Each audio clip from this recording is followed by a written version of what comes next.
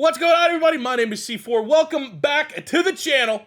And today, it is free agency frenzy here on a Monday, and we are reacting to the Philadelphia Eagles free agency moves. It is 3:40, so it's 2:40 Eastern. And I will have other videos coming out today. As of me recording this, there is still a big rumor with the Philadelphia Eagles right now, and that is Saquon Barkley, who, excluding the quarterbacks, well, Kirk Cousins going to Atlanta, probably the best skill position player available right now. Even with the injury history, Saquon's probably still up there, but it seems like it's a two-horse race right now between the Philadelphia Eagles and the Houston Texans. So we're I'll probably have to make a second video when that happens. But already some big news for the Philadelphia Eagles, and I will talk about the Eagles first and foremost because we are an Eagles channel, and then I will talk about the moves that have been made because obviously, if something happens a little later tonight, there'll probably be a lot more signings we could talk about. But we'll first get to the first big move of the day, and hopefully I don't get copyright claim. This is my favorite rep of Bryce Huff, is that the Philadelphia Eagles signed Bryce Huff to a 3-year, $51.1 million deal. As we can all see here, there's an outstanding rep here against Mike McGlinchey on the Denver Broncos. It tracks right here. Give me a follow on X too, at PopXC4. We're almost at 14K. But the Philadelphia Eagles signed Haason Reddick off a double-digit sack season with the idea, after a couple of rentals, 1 year at Carolina, didn't really work out in Arizona to the end, that we were going to get the best football ahead of Haason Reddick, which is exactly what we did. We signed him to a 3-year, $45 million deal. So then the Eagles go out and sign Bryce Huff off a double-digit sack season with the idea that the best football is going to be ahead of him to a 3-year, $50 million. So in the exact same bubble, it tracks with how Howie Roseman wants to invest in these upside pass rushers. To throw a grade on it, stylistically, dog. I think, there's been a lot of reports, especially after the surprise Josh Sweat's on the trade block. There's been reports that Philly's been interested in Bryce Huff, so I've been doing a little bit of homework, and it tracks. From watching some of his best reps, good run defender as well.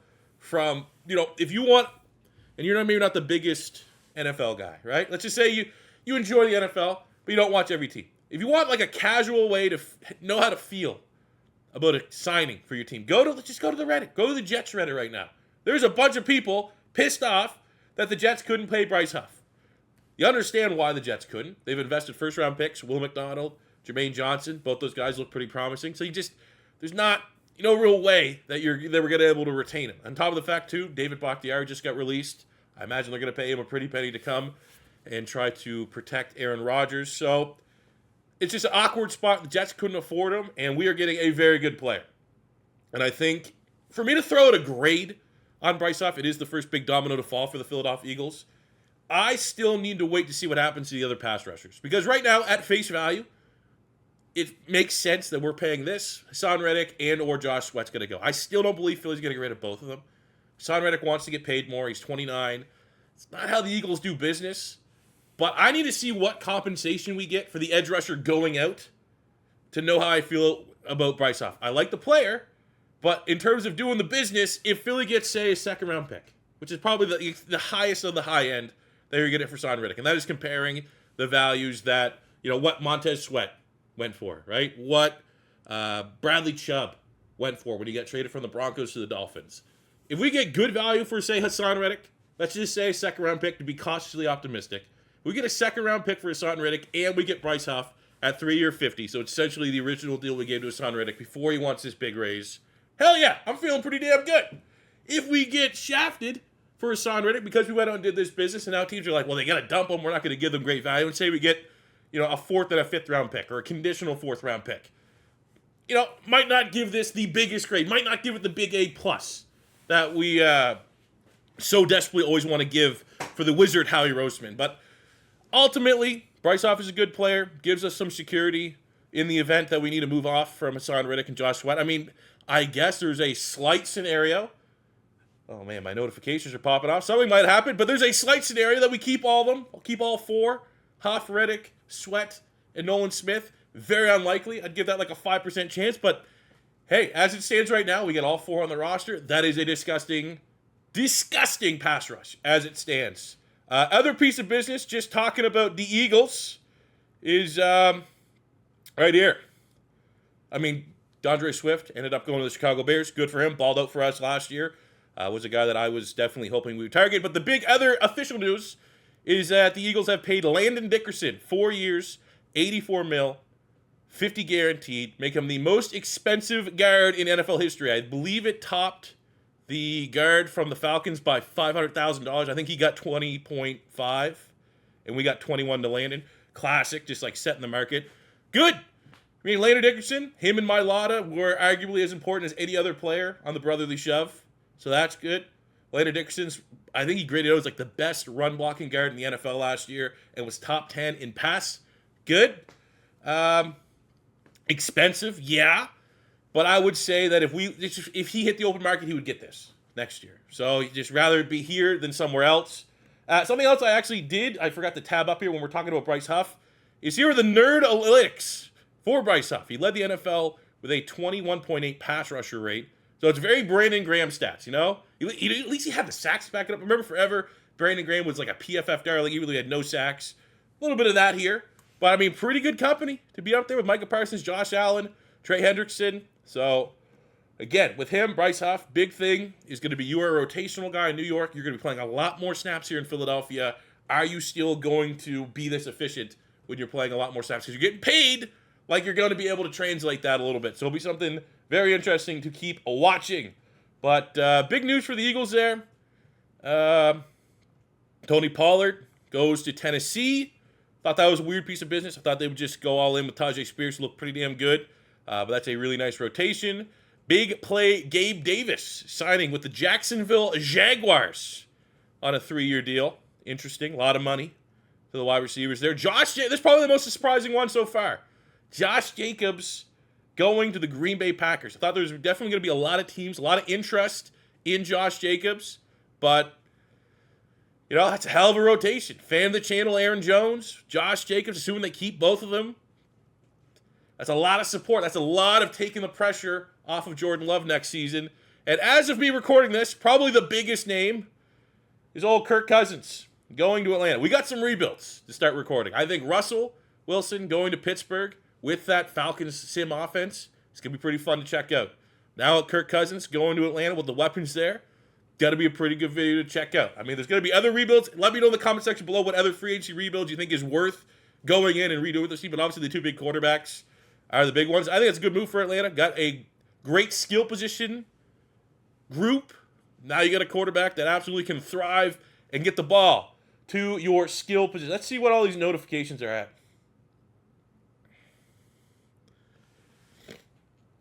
Let's go. Oh yeah, baby. What? Saquon Barkley is planning to sign for the Philadelphia Eagles. Shout out everyone that's getting some clout right now. Oh, yeah, there you go. What's the money? 3-year, 37, that could be worth a 26 mil guaranteed. Holy shit. That is a lot of money. Howard Roseman for a running back. Wow. I mean, that's the number you got to look at. 37, 46. It's the guarantee. 26 mil over 3 years. But you know what? What does that break it down? That's less than 10 mil guaranteed, which was like always the number, right? I always thought, myself anyway, even if we're getting Saquon, and I thought all along, if we got into a bidding war, we were just, yeah, we're fine. We got the O-line. That is how Philly wins. It's the trenches before the running back. But in terms of just guaranteed, that is, you know, in that $9 million range, which is what I personally would have felt comfortable if we got Saquon Barkley. And I assume the rest of these numbers are all incentives, which the whole thing about the whole worry about Saquon is can he stay healthy? If Saquon Barkley can stay healthy, he's one of the best running backs in the NFL. So I feel like, with just assuming gigantic assumptions of this contract, it's like he gets that 46, 3-year 37, hell, even the 3-year 46. That is going to be heavily incentive, and there's no way we gave this contract out because Howard Roseman hates paying running backs. There's no way he gave this contract out without putting like massive, like if you're not playing, you're banged up, you're not capping that out. 26 mil could be on the hook if he's always injury prone. You know what a big thing though for Saquon is must be nice for an injury. Is he injury prone? Would be my question here at the end of the day. Is he injury prone or did he just fucking play on the worst field 8 games a year that causes injury to so many players? That is insane. Saquon Barkley Philadelphia. I didn't think it would happen.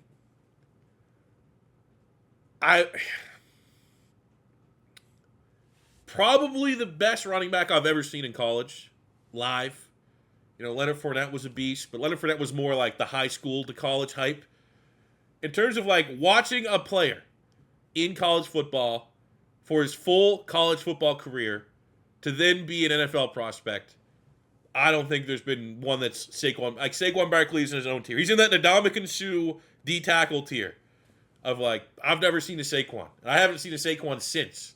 He was so good at Penn State. I was so annoyed when the Giants kind of reached to get him.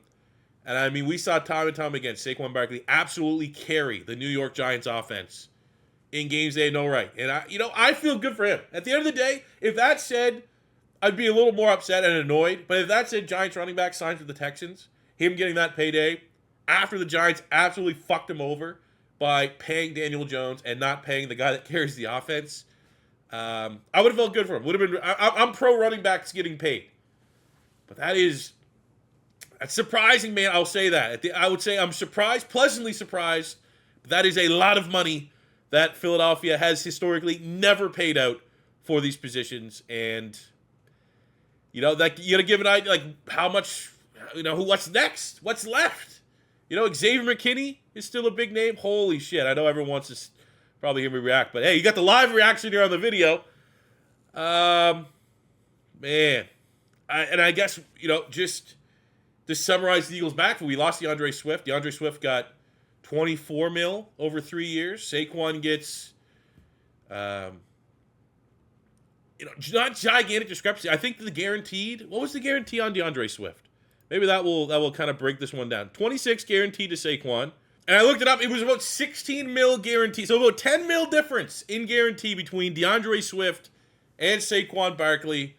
But, I don't want to disrespect DeAndre. I wanted DeAndre Swift. I made an argument last night or the night before that, like, the discrepancy between whatever we pay Saquon Barkley if we signed him versus what we'd have to pay for DeAndre Swift, like, the difference is probably enough that Philly can make a big move at, a DB or a linebacker or something like that. And I think at least the argument that DeAndre Swift and a better linebacker or a better safety, like, let's just say hypothetically, you could get DeAndre Swift and Justin Simmons, or you could get Saquon Barkley and Cam Curl, just for an example. Like, what position do you prioritize? At least made the argument. But at the end of the day, Saquon Barkley, a healthy Saquon Barkley, there is how many better running backs are there in the league than a healthy Saquon Barkley? You can make the argument that he's the best running back in the league when he is healthy. I would say to knock him, because he has been an injury-prone player, he's still a top 5 running back in the NFL. And now you put it in the fact that he's playing behind arguably the best offensive line in the league. At worst, top 3. Even with Kelsey retired, we are still going to be dominant.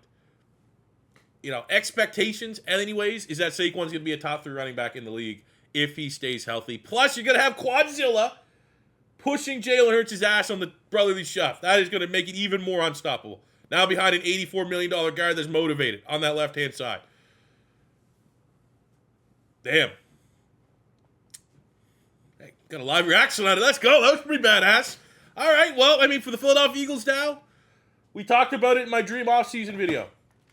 We need, in terms of tier 1 needs, outside corner, that market's dried up a little bit right now, unless you want to go make a trade with the Chiefs for L'Jarius Sneed. Don't know where that's going to come from. Inside linebacker, my top target is bringing in a veteran like Levante David to rock and roll with Nakobe Dean, and I would go after maybe Peyton Wilson, the linebacker at NC State in the second round. That would be my dream in that spot. It's still up there. He hasn't gone anywhere yet. We got our running back. Safety, that's probably another big one. I think I've seen some rumors. The same people that were linking Philly with Saquon were linking Philly with Xavier McKinney, who is really good. I would say top tier of safeties right now, I'd go Justin Simmons, Xavier McKinney, Chauncey Gardner-Johnson, Cam Curl. Like some combo of that should be the next piece of business for the Philadelphia Eagles. And if they make another move, we will surely react to it here on the channel. But I want to hear what you guys think. Bryce Huff and now Saquon Barkley to the Philadelphia Eagles. Eagle fans, Giant fans, comment in the comment section below. If you're a fan of any other team and you made some business that we did not talk about, also feel free to gloat, to rant here. It is a safe space in the comments, but I'll see you guys back here whenever Philly makes another move. But that is awesome. Saquon Barkley is a Philadelphia Eagle. Let's run the league, baby. Let's run. We back. We're coming for that Super Bowl.